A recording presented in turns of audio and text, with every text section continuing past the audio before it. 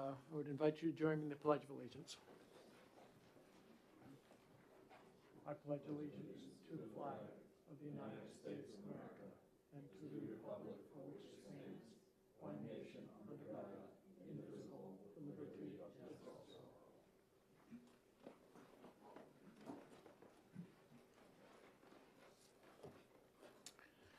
We'll open the hearing on, before we do that, I just want to announce that we will not be execing anything today.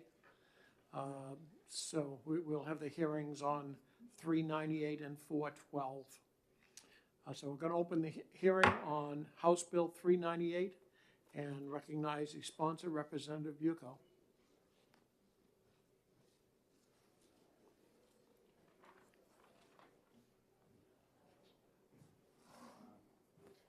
Thank you, Mr. Chairman. Is that right? Am I on? You are. For the record, my name is Tom Bucco, and I represent Carroll County District 2, which includes the towns of Chatham, Conway, Eaton, and Hales location. I appear before you today to request that the Senate Finance Committee recommend House Bill 398 ought to pass as amended. House Bill 398 makes appropriations to the Department of Environmental Services to fund eligible wastewater projects under RSA 486. This bill, as amended, fulfills the state funding commitment to aid municipalities in complying with clean water mandates. The amendment updates the effective date. The House Finance Committee recommended ought to pass with amendment by a roll call vote of 21-0. The bill then went to the House floor, where it passed by a voice vote with no debate. House Bill 398 is now here before the Senate Finance Committee, where I request that you send it to the full Senate with a recommendation of ought to pass as amended. Thank you. And I'll answer any questions. Any questions from the committee? Senator Rosenwald. Thank you. My question was about the ARPA supplemental state revolving funds. Could those funds be used for these projects? Well, we've asked that before, and apparently, since this program is funded by general funds, I don't know. I mean, someone else that knows more about how the federal funds are being used might be able to answer that. Okay. I'm sorry. It's okay. Further questions? I hope, D'Alessandro? let me add, I hope so. Thank you, Mr. Chairman. Tom, how long have you been working on this project? Been on finance. 13 years? 13 years. Well, that's 7 less than I worked on a bill, so you got 7 more to go. Oh, okay. Only kidding, Tom, only kidding. But I know you've been working on this for a long, long period of time. One more question. Is there any money available in the rotating funds for these projects? You know, the money that we have at Yeah. DES? Well, yeah, yes, whatever surplus there is, there was, the House Finance Committee retained this bill so that they could find the funding. And when they found the funding, then they voted for it and passed it on. And that's where it stands right now, so. But the funding that they found is a general fund appropriation. Yeah, yes. Okay, thank you. Thank you, Mr. Chairman. Further questions? Seeing none, thank you very much. Thank you. Chair recognizes Representative Tracy Emmerich. Speaking in favor.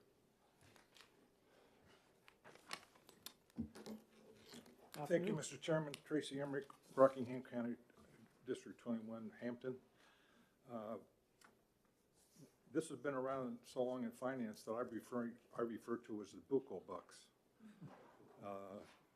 So I think it's the state's obligation to clean up these things because they keep getting put on the shelf. In anticipation, we did retain the bill in anticipation to see what the budget was going to be, and naturally, and thankfully, there looks like there could be funds available. As far as the ARPA goes, that'll be more in the discussion in the next bill. than in this bill. This was also passed prior to the infrastructure federal funding bill. And we were anticipating that was probably going to pass. So let's get as much infrastructure out front as we possibly can. I'll answer questions, even though a lot of this is very mercurial, how these state repayments and loans and all kinds of stuff. The experts are behind me. Okay, any questions from the committee? Seeing none, thank you very much. Chair recognizes Dennis Shanahan.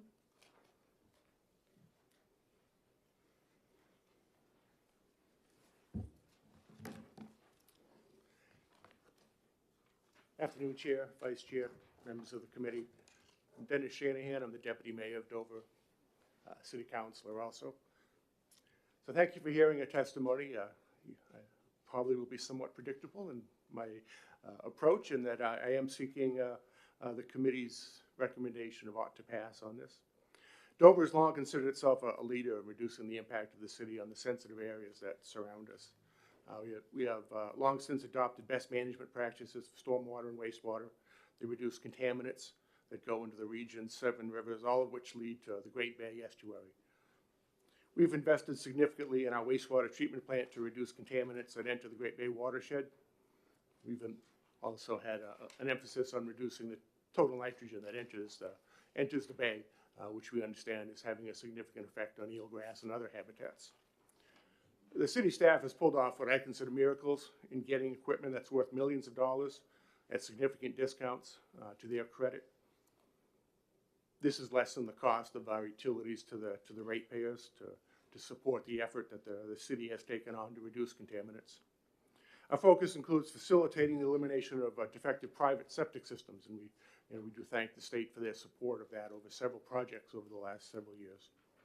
And again, this minimizes the impact to the homeowner. So our past state aid grants have been invaluable in getting these kinds of projects done, and we keep fairness going to the ratepayer.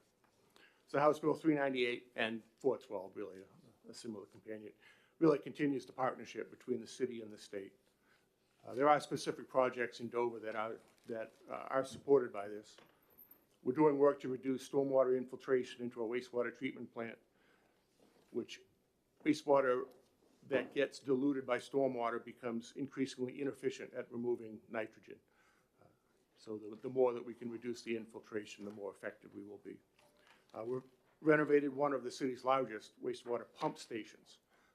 And most of you probably realize the significant expenses with work like that and getting the kind of high quality pumps, valves, and control systems that it's needed. And we're also working towards completing an innovative catch spoils treatment system. Spoils cleaning out of catch basins has been mandated, doing it at least 2 times a year. We found it to be wasteful and expensive to take those materials and just truck them off to a landfill at $86 a ton or whatever it might be in the future.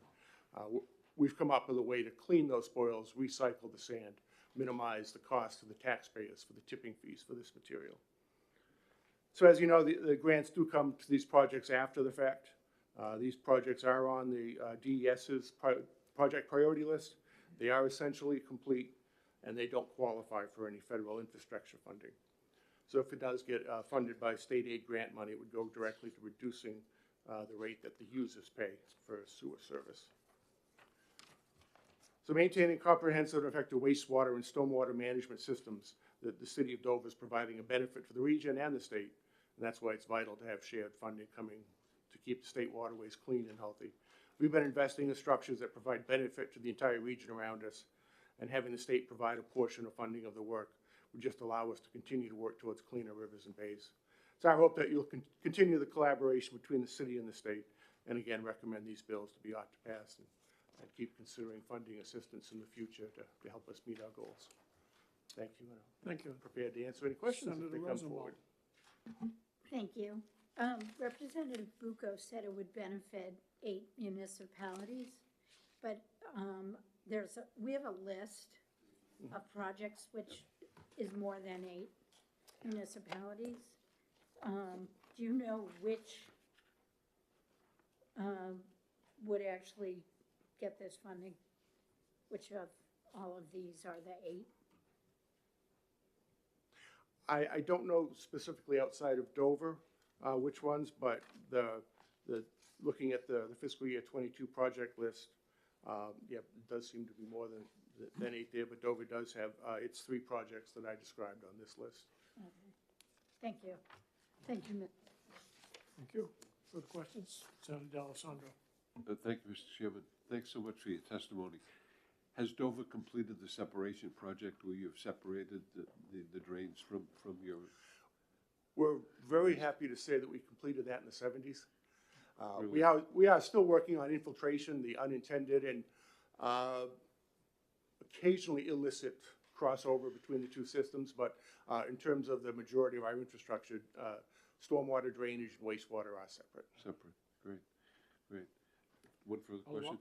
And the situation that you're facing now is you're moving ahead with projects, but this money would be sort of a repayment for monies that you people have Yes, extended.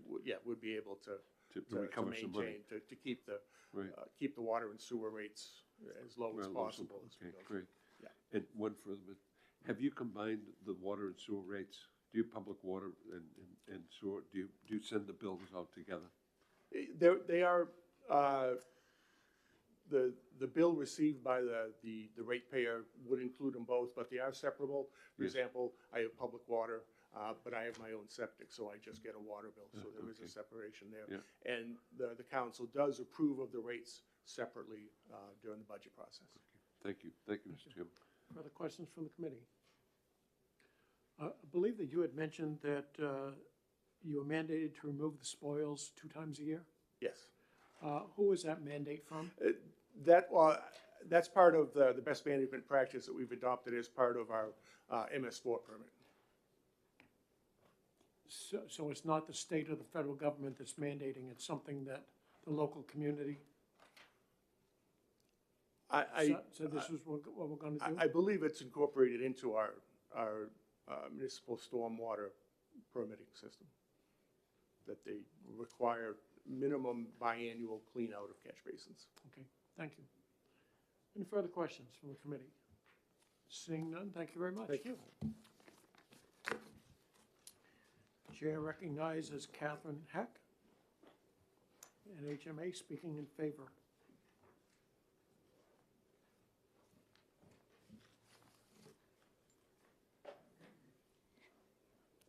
Good afternoon, Senator Daniels and committee members. My name is Catherine Heck from the New Hampshire Municipal Association, and we are here to strongly support House Bill 398 as amended.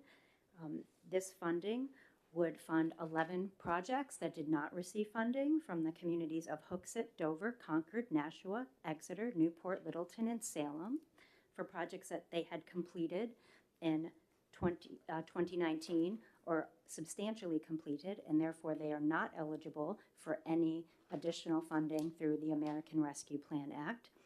And also this would provide funding for 110 additional projects, and I shared in my written testimony a link to those communities that DES has identified as eligible for state funding. These funds are critical that these projects can move forward. We would like to see this kind of funding source continue in the state, and while there are federal dollars coming in, the partnership that this provides allows communities to really address the overdue infrastructure needs, as well as expand projects that are long overdue so that we can have healthy water and wastewater systems. It would also help with economic development and address some of the concerns that we have about housing. So if I can take any questions that you might have. Thank you. Any questions from the committee? Seeing none, thank Thank you you, very sir. much. Chair recognizes William Hounsel.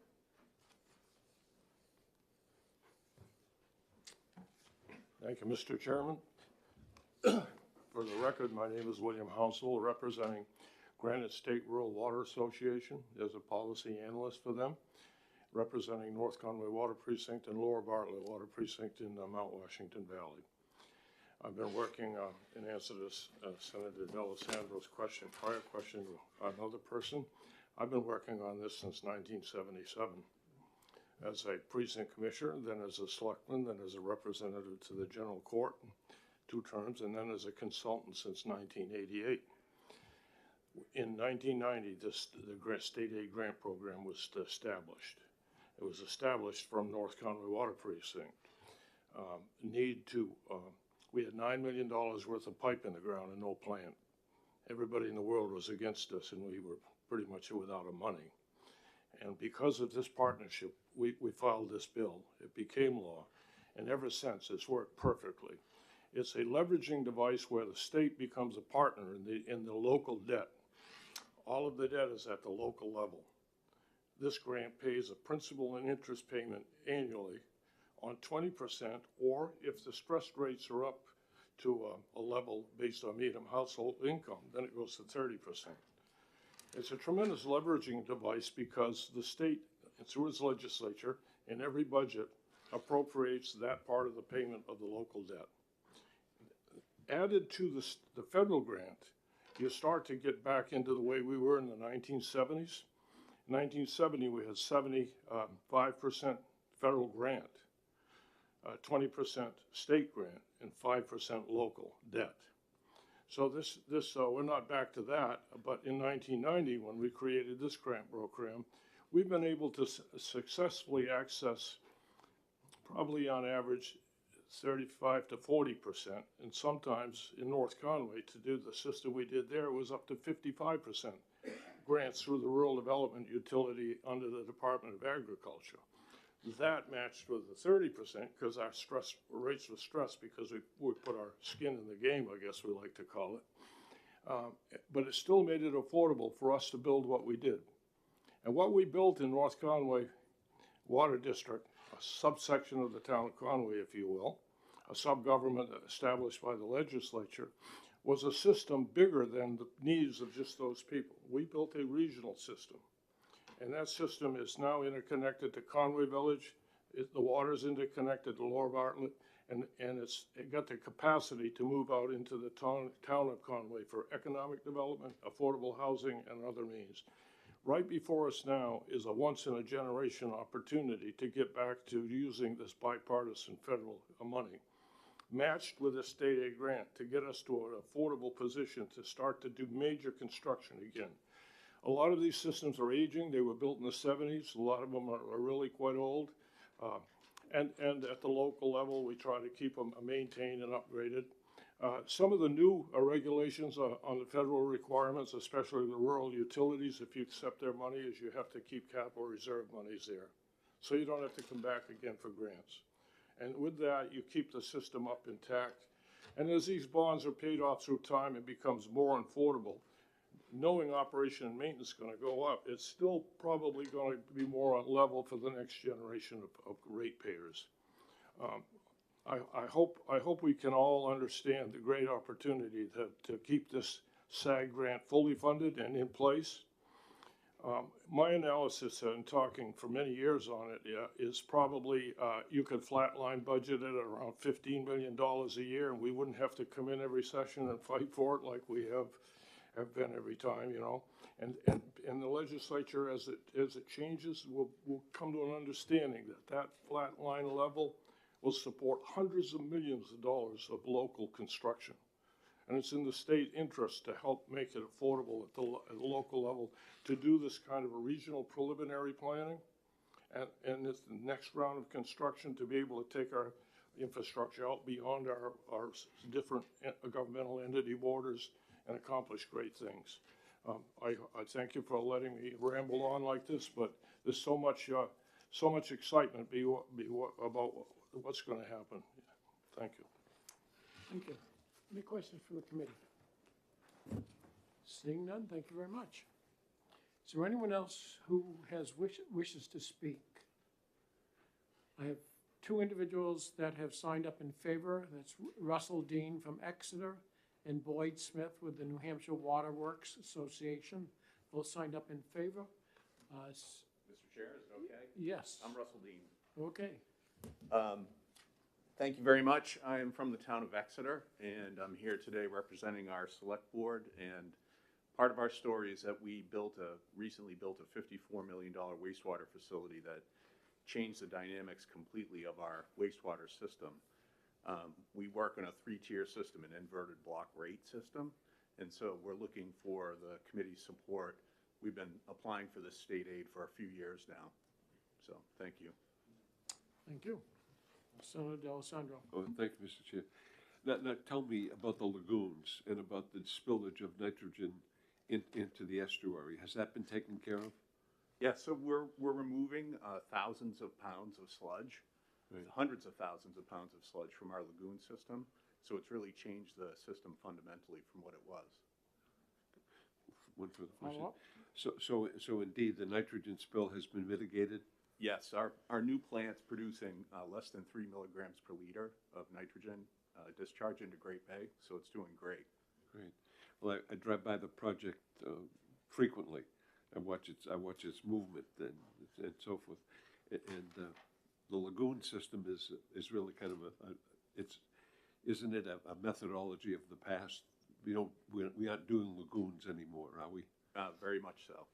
Yes, it's from the past, and I think one of the things that's happened in Exeter is our rates have gone up about 400% as a result of the project, which is really a huge hit to our businesses and our residents. So this money would go a long way toward mitigating that. Thank you, Mr. Further questions from the committee? Seeing none, thank you very much. Thank you, Mr. Chairman. Okay, with that, I will close the hearing on House Bill 398.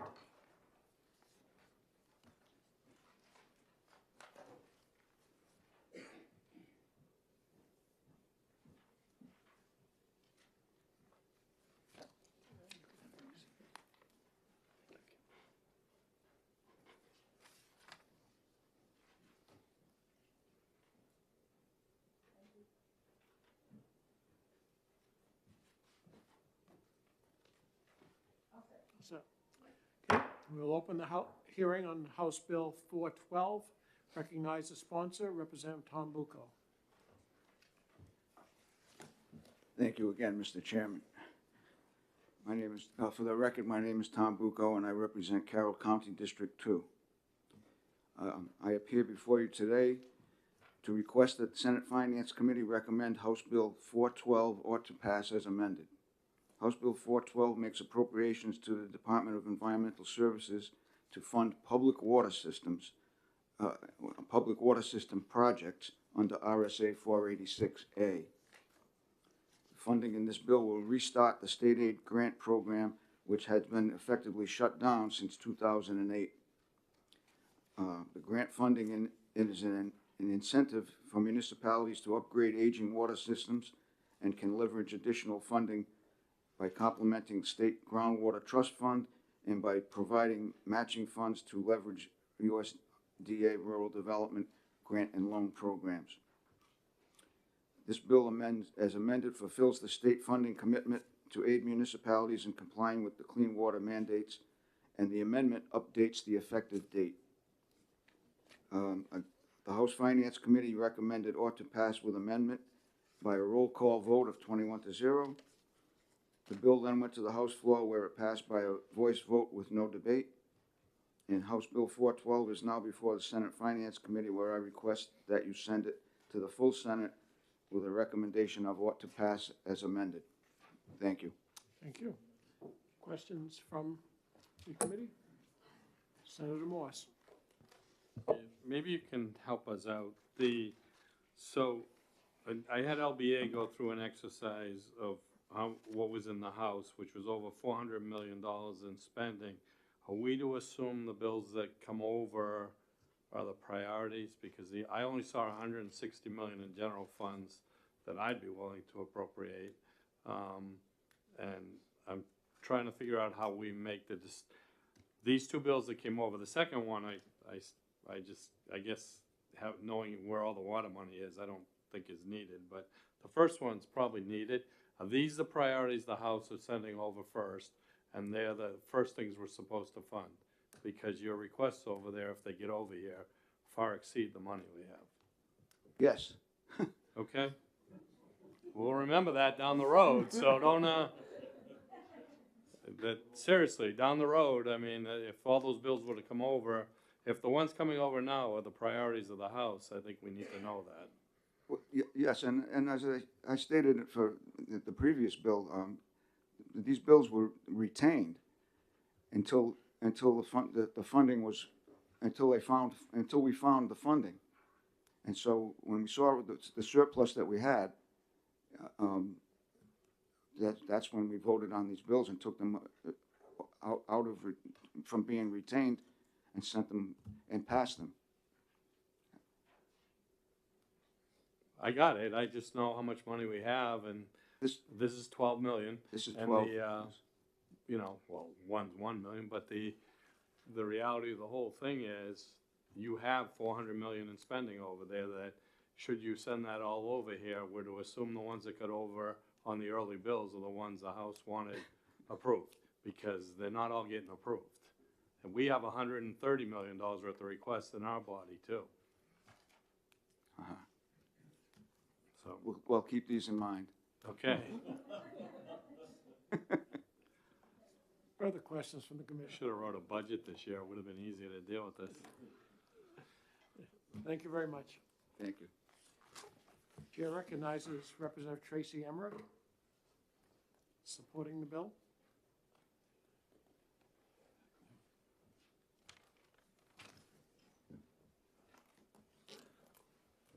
Tracy Emmerich, Rockingham County District 21, Hampton. To answer your question, Senator, this is a late bill. This was the last term bill that was retained to this term, so I wouldn't represent this as the priority in that sense. Just because it's here is because it was available to be here. Having said that, this bill is a prime the pump bill, because we heard a lot of testimony on this, and projects need to be fully engineered when they go to try to receive grants. But the towns, a lot of cities, or not the cities so much, but the towns don't have the funds to have the consultants come do the project engineering. The idea behind this bill, and it could go to 50,000. I mean, it's more of a placeholder, because as we see in fiscal, a lot of the ARPA money paid for consultants to get the ARPA money. So the idea behind this was to prime the pump at Environmental Services to encourage them to find consultants that could help the towns apply for the federal money. So hopefully this would not impact the budget at all as an expenditure. It would as a line item, but the intent was to provide, as I said, prime the pump so the consultants can get hired and try to latch onto some federal funds now that we know that the infrastructure bill is passed. So, and once again, make it 50,000. I mean, I'm not trying to break the bank or anything, but it's just make it 10. It's just to have a line item so that DES can help cities and towns. That's a 30,000 foot one. The amount of testimony you're going to hear about this is going to drive you crazy. Okay. I learned more about water systems and toilets than I ever wanted to know in the last two bills. Questions from the committee? Senator Alessandro. Thank you, Mr. Chairman. I read the little blurb, and just I don't want to conflict with what you said, but I want to corroborate what you said. Here's what the blurb says. This money, the bill provides an appropriation to allow the Department of Environmental Service to accept federal funds to assist public water systems in their preparations for grant requests. So that's kind of what I said. Yeah, exactly. I'm just quoting you. You were perfect. Okay. So indeed, what you're really talking to us about is the money, not the 500,000, but money that would be available that would lead to the culmination of DES working to help you find more money. Exactly. Either from the federal government or from other sources. So your comment about 50,000 or 10,000 You just want some money. That's And the have a key. line item and an approval to go do it. That is really Right. what this is all about. Oh, okay. Just one further. Follow-up? I was around here when the 75-25 grants were put together.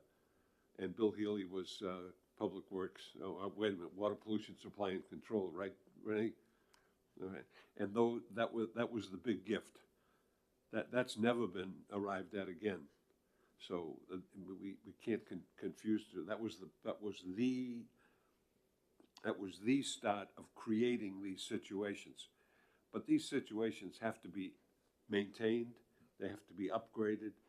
And indeed, I don't think we're ever going to get the kind of money from the federal government again. So this kind of help probably is needed in order to keep it going. Am I correct in that assumption? Thank you, Mr. Chairman. Further questions from the committee? Seeing none, thank you very much. Chair recognizes Catherine Heck.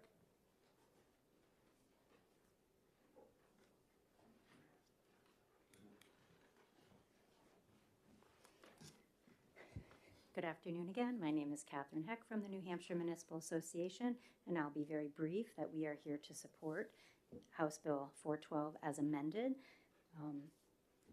In 2013, there was some funding for these projects that the Governing Executive Council had approved for drinking water projects dating back to 2007.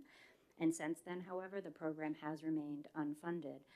To previous testimony, these dollars would go very far in making sure these projects are engineered and ready so that grants can be obtained at the federal level. You can't go after the federal grants until these engineering studies are complete. So I will conclude my testimony asking you to please support these bills in an amount that you feel is appropriate. And I can take any questions. Thank you. Questions from the committee? Seeing none, thank you very much. Boyd Smith?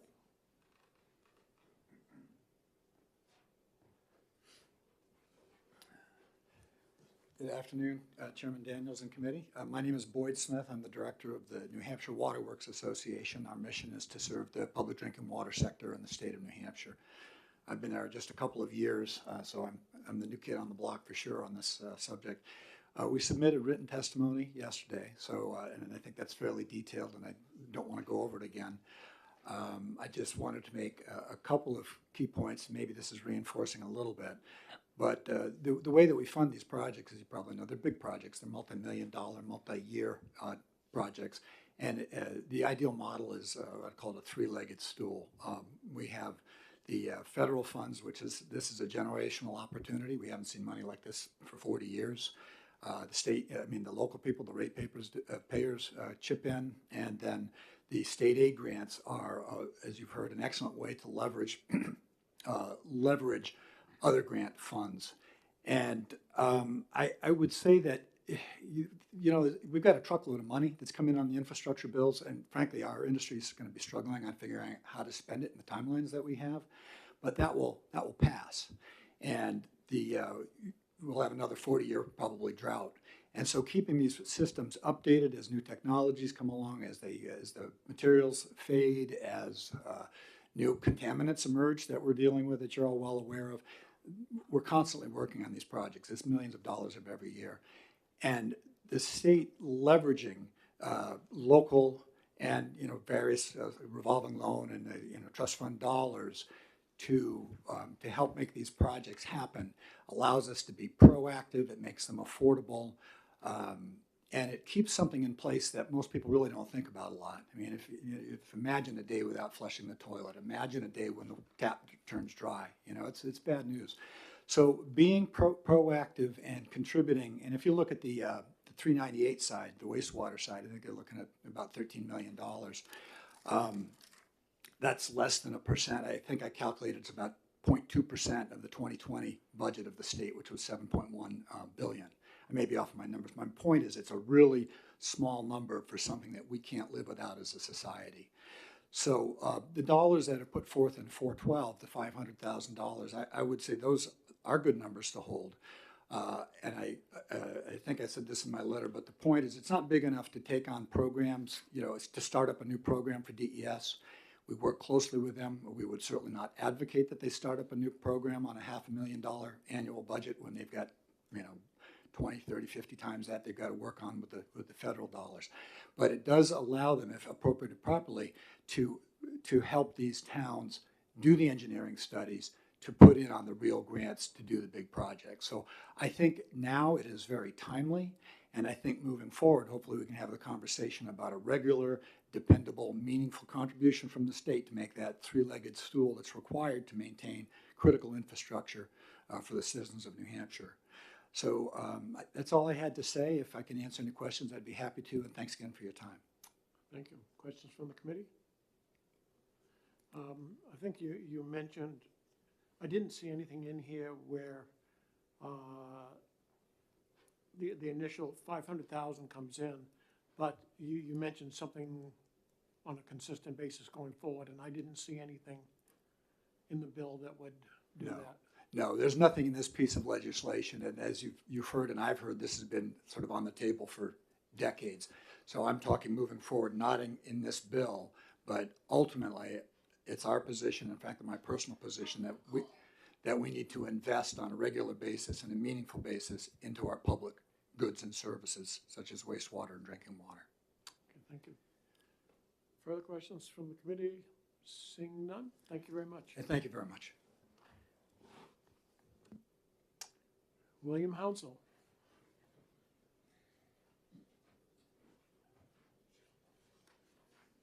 Thank you, Mr. Chairman. Again, for the record, my name is William Hounsell, policy analyst with Granite State River Water Association, representing North Pownell Water Precinct and North Rockland Water Precinct. Both of these bills are very similar in that they're state grant programs.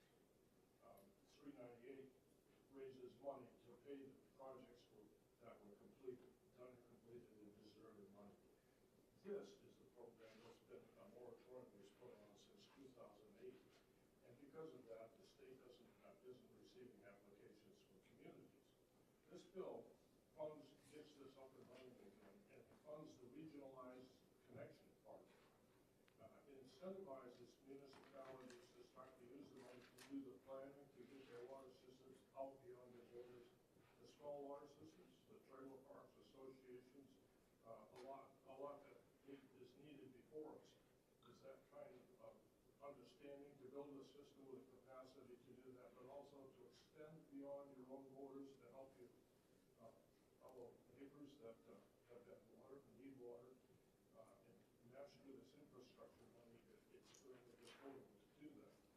But it requires planning at the local level to do that, and this 500,000, I went back to when I kind of was involved in writing this bill initially in 1992 when we were tracing the surface water treatment rule, where you have to treat your water or cover your tanks or build a filtration plant. It worked beautifully and every municipality complied with that federal law. Now it's been changed to regional interconnections. And Commissioner Scott testified in the committee before the House that it really should be looked at to expand to address manganese and arsenic and water treatment. That's something we can look at in the future. Right now, it's just trying to piggyback onto the opportunity to do better planning at the local level for regionalized interconnections, which is in the state's interest.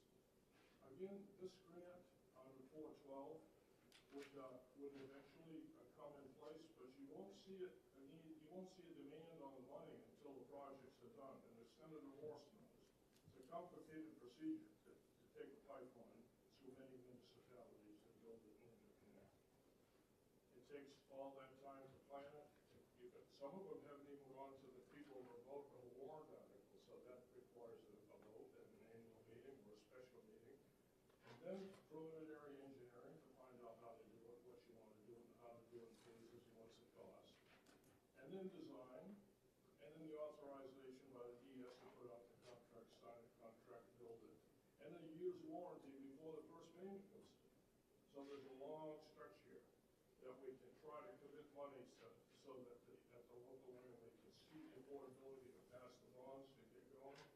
This will do that. This will incentivize that because this money will get the DES staff act, so the moratorium's lifted, and we can start to let the communities file for applications, which are usually done in August, at the same time the SRF programs are applied for. We might change those timeframes, but to open this up, you will fill the DES auditorium again every time these monies pour in with all the communities that have more needs than we understand. So I encourage you to see the real value of this. Both of these bills were passed in SB 127. Senator Brownley's bill was passed unanimously in the Senate and was laid on the table, so it passed on a policy point of view, waiting for the money, and I believe we now have the money, and it's a really good time to see it the way the House did unanimously, and send it on to the governor and see if we can get things done. Finally, the trust fund is a place of last resort, groundwater drinking water trust fund. It wants communities to seek any other source, Northern Borders, CDBG, rural development, SRF, all go out there, development, private money to do that. And then as a last resort, they come to the trust fund. If this grant fund is in place, there would be less requests from the grants of the trust fund. The trust fund then could become more of a loan with interest and more perpetuity, because we wanted to try to do that for like 20 years. And so it will be a less draw demand on the grants from the trust fund, because it's one more partnership. And then realize that this money from the general fund, having been studied by the legislature, they concurred that it should come out of the general fund. So it's money from the general fund that goes back to the people. It's a pass-through money to the DES. So on this one, on 412, they'll take a little bit off to help pay for their staff. But in the long run, the program is pass-through money from the general fund to the municipalities in form of principal and interest payments. Kind of a unique animal, and it works beautifully. Thank you. Any questions from the committee? Seeing none, thank you very much. Chair recognizes Senator Chuck Morse.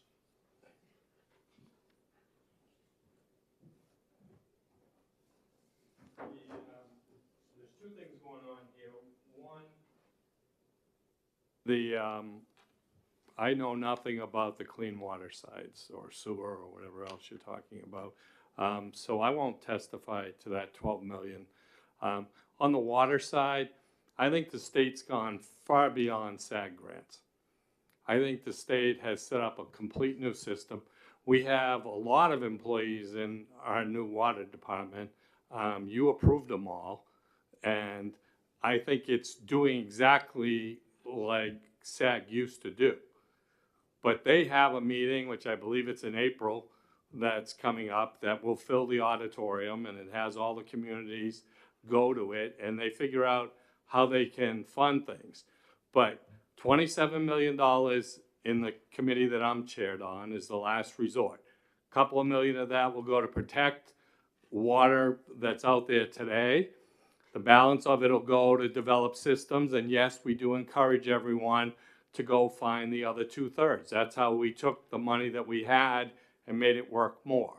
But that's not the only money the state of New Hampshire in the last couple of years has put in place. $150 million went to the department just recently of federal money.